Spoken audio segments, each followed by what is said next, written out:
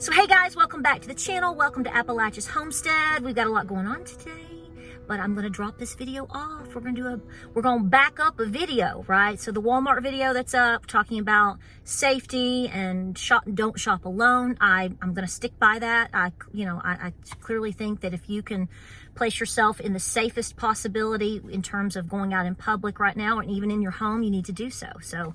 But I wanna answer to a couple of questions and comments that I've got. 99.9% of you understand the point of the video, and you really thank you for letting me know that you got it right. I'm just trying to look out for you. I'm trying to make people think. I'm trying to make women understand that times aren't that good. And I'm not trying to make you paranoid. I want you safe. So I'm going to go through some scenarios, but I'm going to answer a couple of comments. I got a couple of strange comments. You know, I know with a channel getting as big as mine is, I'm just going to have that, and I'm not mad about it. But guys, if you have questions about if you watch a YouTube video or a blog or a vlog or a mog or a bog, or I don't know, sometimes people don't really listen all that well. And I joke about how, I woke up and I'm going to be a smart aleck today. You kind of want to go, did you pass listening comprehension? I never said anything about COVID in that video. I think somebody got really confused and started really just hammering me on whether or not I believe in COVID or not. I'm like, I didn't say anything about COVID. The child that was sick in the buggy, I clearly said I believed had probably like a rotavirus, which is a stomach virus. I've had it. My family's had it. I had a child hospitalized with it. It's a very real virus. Usually comes out around here at the end of February, March, early April. It's horrible. You've got stuff coming out of everywhere in your body. So I don't know where that came from. So that kind of confused me. I also had a couple, I like reading the comments of people telling me what I should have done when they weren't there. And I'm not mad about that because I know you're just trying to be helpful. One lady told me I should have said, "Excuse me," when I walk by. Well, let me say this real quick and we'll get to the meat and potatoes. But listen, I don't need to be about the manners because I agree with you. We are very big in my family, and especially around here. I mean, I grew up here. It's yes, ma'am, yes, sir, no, ma'am, no, yes, ma'am, thank you, please, hold the door, excuse me, I'm sorry, wave. I mean, we still wave at people here. So I say that in hopes that you trust my judgment in saying what I'm about to say, which is if you listen to the video, and I talk about walking behind the people, okay? I believe me when I tell you, these people, their backs were to me. I walked completely behind them. I'm walking straight through, even with my purse, and it didn't even bump them. So somebody was like, I would have said, "Excuse me," and I'm going to push back in a sweet way and say, no, you wouldn't have. 99% of the time and here's why: because there really was no reason for you to, for me to, or for anybody to. My point is, if these people were standing where they were and they were talking to each other and they were busy trying to do what they were trying to do, they wouldn't have given any cares about my presence. They probably wouldn't have noticed my presence. So I get what you're saying, totally respect that, and totally agree that if I'm walking in front of somebody and I'm like, if I was walking in front of them, in front of what they were looking at, absolutely, "Excuse me, I'm so sorry, can I come through?" Whatever. That's not what was going on here. Frankly, these people should have, in their right minds, which I do think the dude was. I know I joked about him being squirrely. He was a little squirrely. He was a cute squirrel, but, he didn't do anything. He was no problem. She was clearly having a bad day, right? So I'm just saying, I really don't feel this was a scenario where, had it been even you, your sister, me, if you had done what I did, saying, excuse me, forgive me, I'm sorry, beep, beep, who's your mama, on your left, to the left, to the left. None of that should have been required in this scenario. So I'm not necessarily defending myself. I'm defending you too, because what I'm saying is it wasn't necessary. Okay. But to add to this, I guess from now on, I'm going into, hey, you folks over there, I'm walking over here. Are you going to announce where you are all the time? Hey, you guys, I'm walking by, are you guys at the bar? Are you drinking a Long Island tea? Okay, get your last sip. I'm going to be walking past the bar here in the restaurant because the bathrooms are way over yonder. Hey, everybody, excuse me. Do you see how ridiculous that is? It's the same application. The point here is, and the point was in that video, is that people are unhinged. People are unpredictable. And like I said, it was a big learning lesson for me in many different ways, and it raised more awareness for me. It was sort of a little bit of a stress test for me. And so I'm trying to get you to live through that too. That's the point of the videos, is you're living through me, and I'm learning from you through your comments, and we talk about things, right? But here's what I want to say to you. I don't know if you saw this, so I'm going to bring up a couple of points, because another comment, which was awesome. There's been so many awesome comments from military, veterans, police officers, people that train in self-defense, and thank goodness, they were like, listen to what she's saying. It's really bad out there.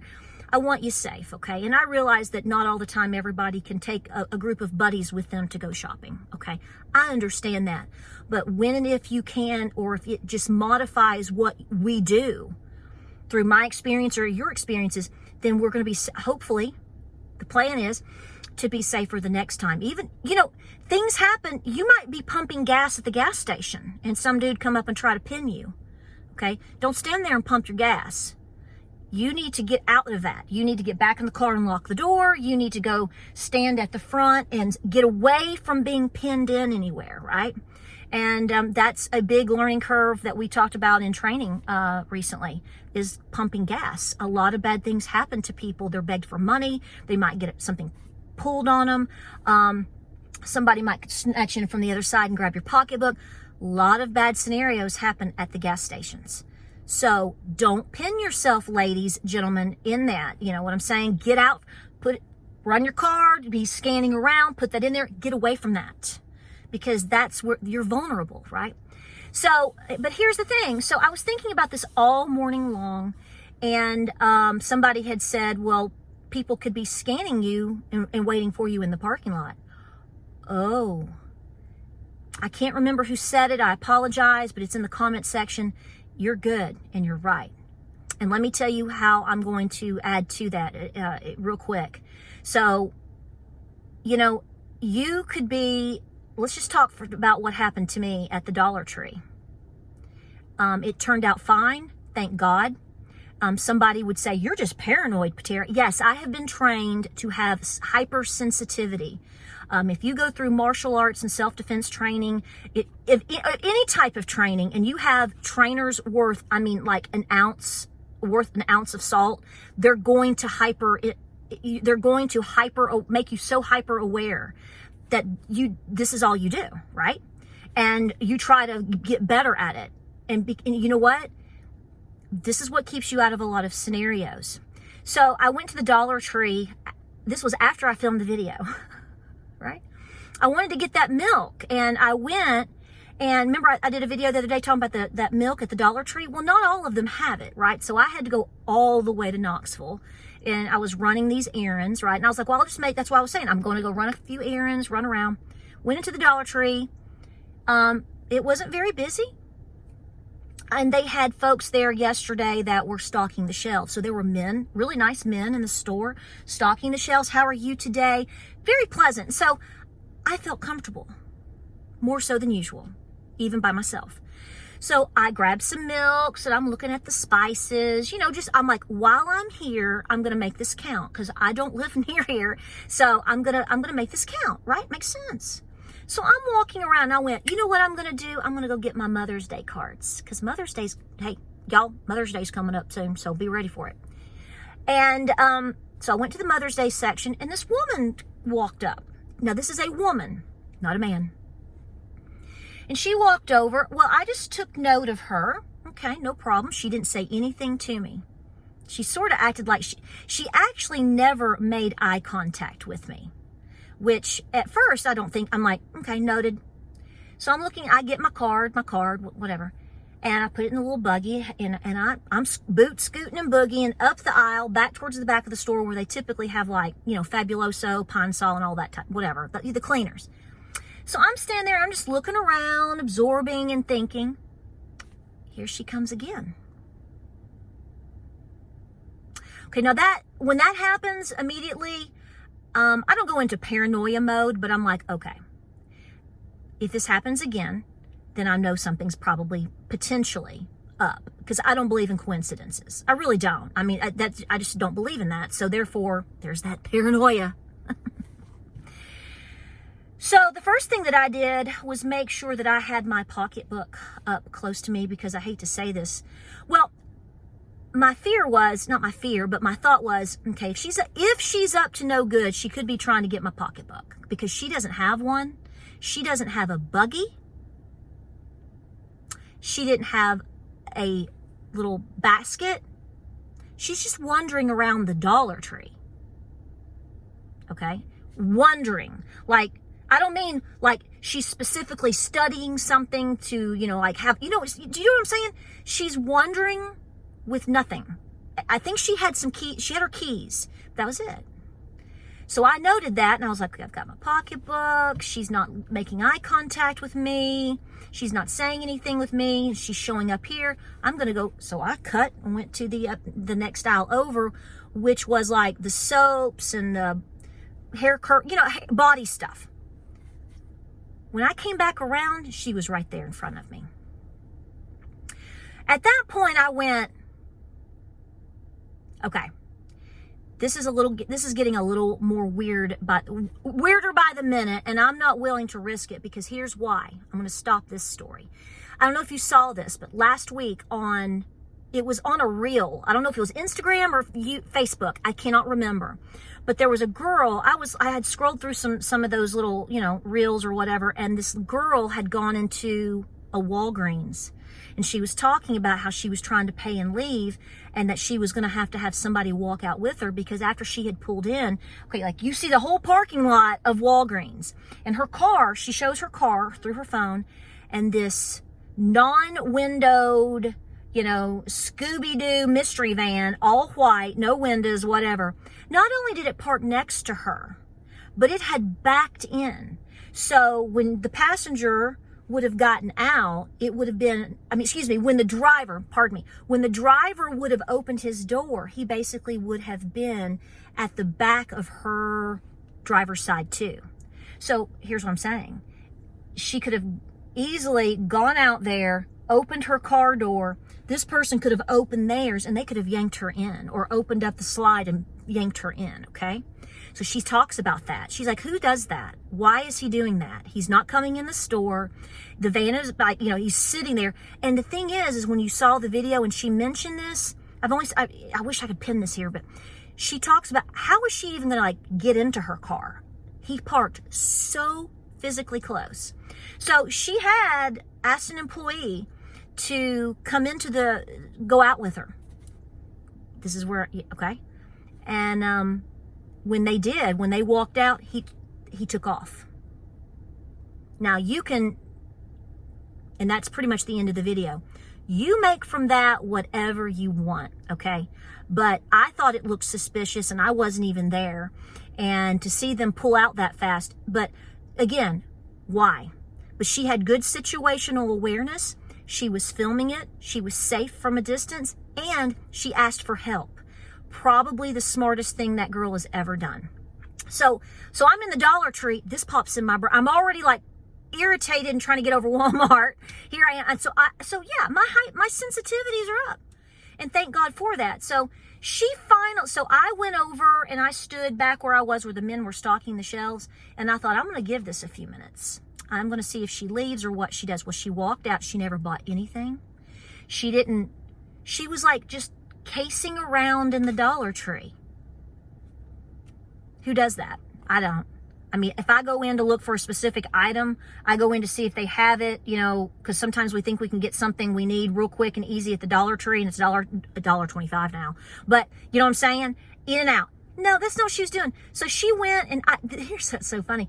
She went across the parking lot, and she was in a white Honda Odyssey. Now, it wasn't like that creepy minivan I just mentioned before, that creepy van, but she was facing the store, and I thought, that is so strange. So she sat there for a few minutes, and then she finally just sort of peeled out. But here's my point, because I was like, I'm not going out there, because she could be an individual going around casing people. So this is what that comment led me all to, was talking about these things. You could be cased. You probably are being cased. And depending upon how you carry yourself when you leave, or if you have another person with you, or how close you parked, or how you're paying attention to things, then they decide on whether or not what they're going to do. Okay.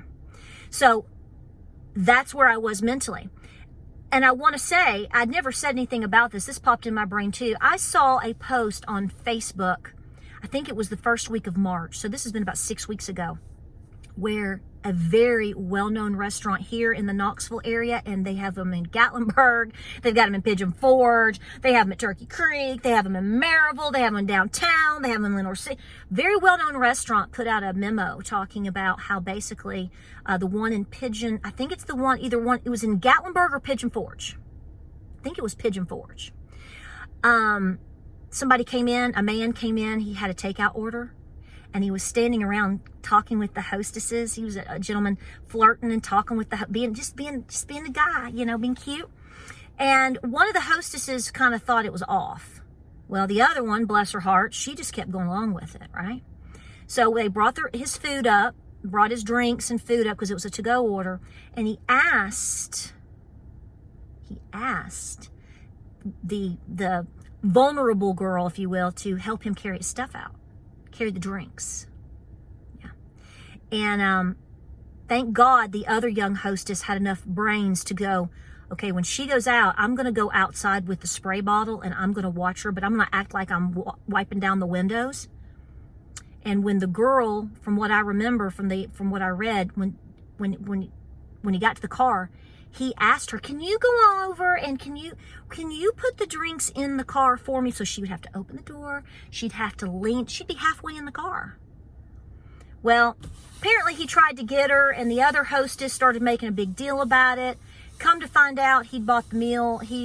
There's a lot of trouble with this dude, and he had bought the meal and everything on a fraudulent credit card, all kinds of problems. So here's what I'm saying. This is not even about you going to the Dollar Tree or to the Walmart. This could be you at your job. And I want to say this, that I'm an East Tennessee girl, and I'm an East Tennessee girl prior to way before statehood, okay? And I love where I'm from. But if you're coming to our area, particularly Dollywood, Sevierville,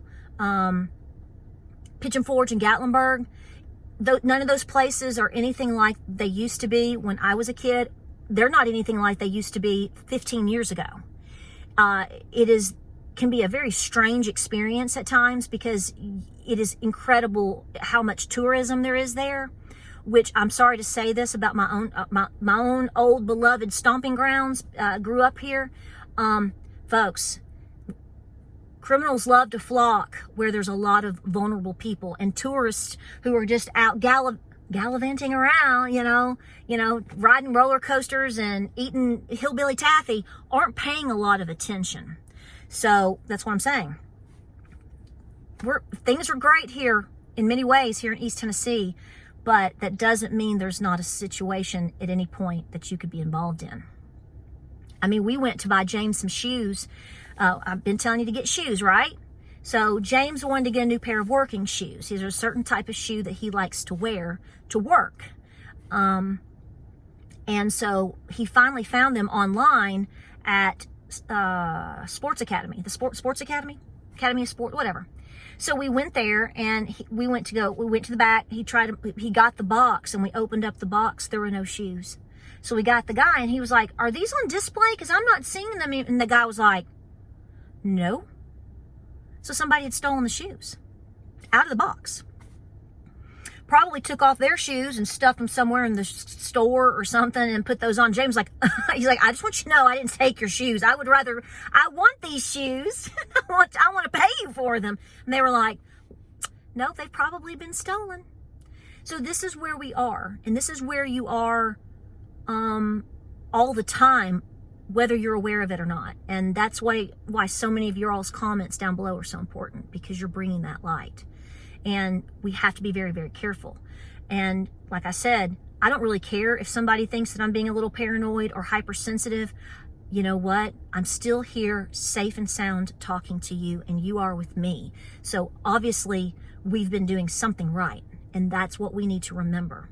So absolutely, be cool, reflect on the experiences, understand that this is where we are, and I hate to say this, but you've got to automatically be thinking ahead. So do I.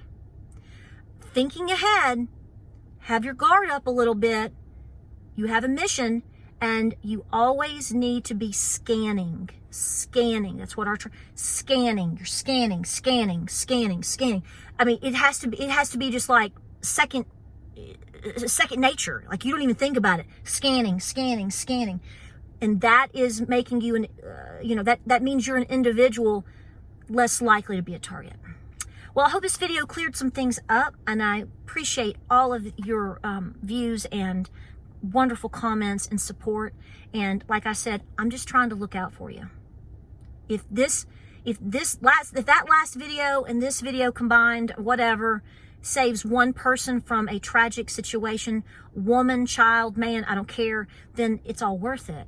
And that's what we're supposed to be doing. We're supposed to be looking out for each other. So I appreciate you, and we appreciate you being here. Like, subscribe, and share.